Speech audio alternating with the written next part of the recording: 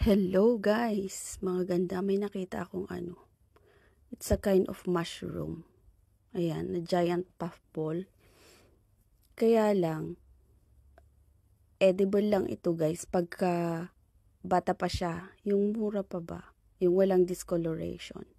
Pero para sure, wag na lang. 'Di ba? Na-amaze ako. Ang laki niya. Ayan pa yung isa. 4 sila nakita ko dito sa ilalim ng puno. O, 'di ba? Ang ganda. Yan.